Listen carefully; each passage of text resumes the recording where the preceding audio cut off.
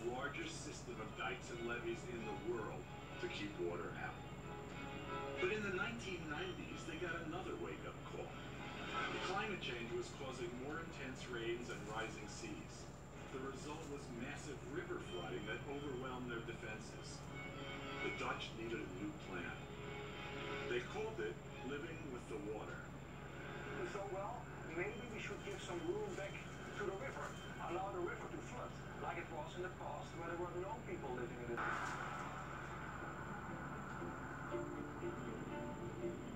Now when you drive through the Dutch countryside, the landscape has been transformed.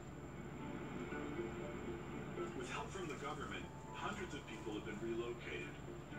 The ones who wanted to stay had to accept flooding as a fact of life. Where was your farm when the government came? This pile of rubble? Yeah. I'm sorry. No. Heeft ons geïnformeerd dat er dus ruimte voor de rivier moest komen. Bevolking binnen de wijk in, dan zegt de bos en zo, en de A2 bij de Prinshuis, om dat droog te houden. Yeah, because only making the dikes bigger and higher, that was not enough anymore, so they need more space to flood the water.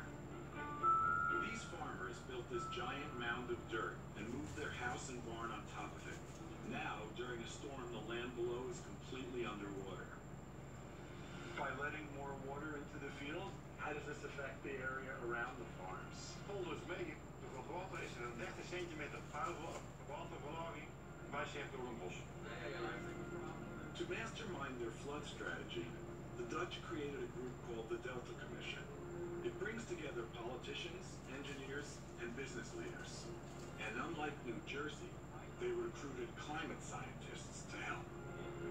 Some people think climate change is something that's going to happen in the future, but it's already there. We are the first ones to sense the impact of climate change. Because what others say there are question marks or not, we are so low-lying, the impact on us will be immediate and we can't wait. So we will have to deal with climate change, we will have to adapt. It seems like New Jersey needs its own Delta Commission. And back in the US, I find out that they used to have something strikingly similar. Years before Sandy, the state formed something called the Office of Climate Adaptation. So why wasn't New Jersey better prepared? I found someone who says he can tell me.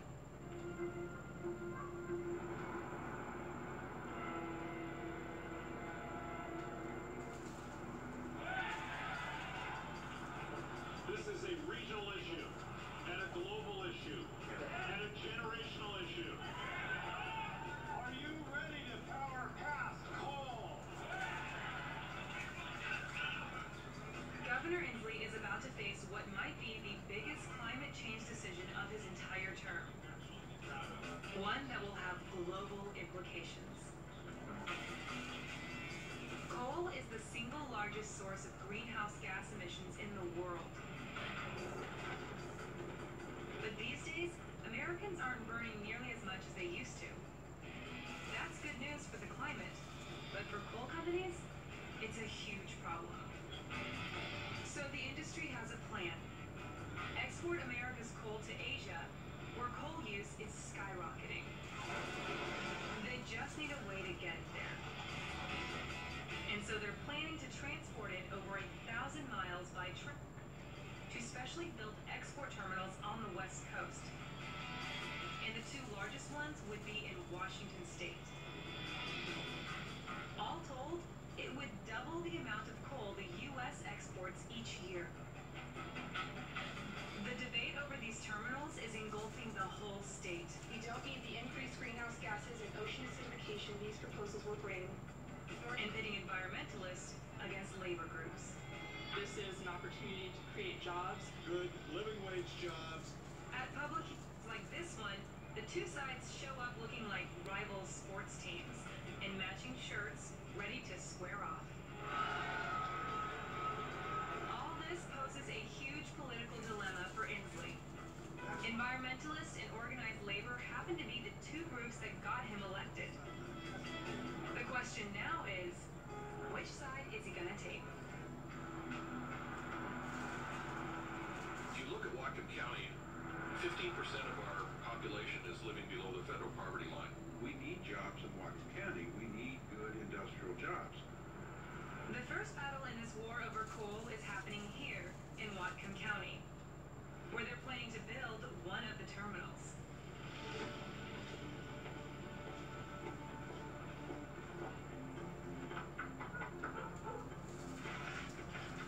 I'm out here supporting 4 candidates who are running from the Whatcom County Council race.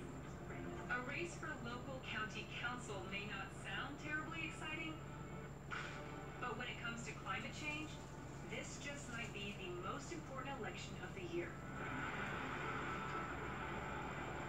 I'm on my way to meet with Brennan Sachovic from the group Washington Conservation Voters. His small staff is working non-stop to block the coal terminals. This is crazy, but the first decision of whether or not we do these export proposals or not comes down to the county council in Whatcom County. This is small town politics, local stuff. Now, if Whatcom County votes to not allow these permits, that's the end of the coal terminals. If we win these elections in November, Whatcom County votes no on the proposal, that's the end of coal export through Cherry Point. It's game over.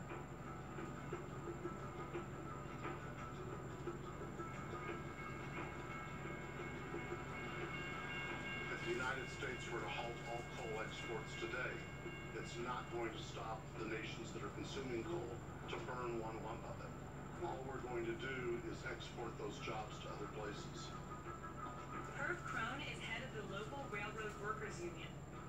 He's one of the most powerful leaders on the other side of the coal issue. You can come out and protest and you can feel like you're doing something for the world, but you're not accomplishing anything except costing American jobs. You're saying there is no free lunch, but your big concern is that there are men that you represent who have no lunch, and that's what you're trying to focus on. There are a lot of families with no dinners, and there are a lot of unemployed construction workers. Jobs create jobs. The building of these facilities is going to employ thousands of people for several years. The railroad jobs are going to stretch all the way back to the originating point of the trains. Did you vote for Governor Inslee? Yes, our union supported Governor Inslee quite well. We talked about these facilities. What has he said about it? He said they have to be studied. I respect Governor Inslee, and we hope that he'll keep his pledge to keep an open mind. But so far, Inslee's avoided giving a straight answer about the terminals. I just wonder how long he'll be able to stay on the sidelines. Meanwhile, his climate action bill is nearing a vote. And the governor faces a tough decision. Is the bill worth passing if the words climate change aren't even in it? The question now before us is sort of a cost-benefit analysis. Do we go with this bill that is less than perfect, or do we continue to work and fight over the language? We wanted to get it out of the Senate. We basically needed to avoid the fight. And in the end, that's what Inslee does. The bill goes to a vote without any mention of climate change. But in exchange, the Republicans agreed to join Inslee's work group to reduce greenhouse gas emissions. 37 yeas, 12 nays. Senate Bill 5802 is declared passed. And many of them thought the bill would die because we'd insist on the word climate change, or we would have just passed it anyway. Let's just start with something big here. It serves a purpose, which is asking Republicans and Democrats to come to the table and accept moral responsibility for finding a solution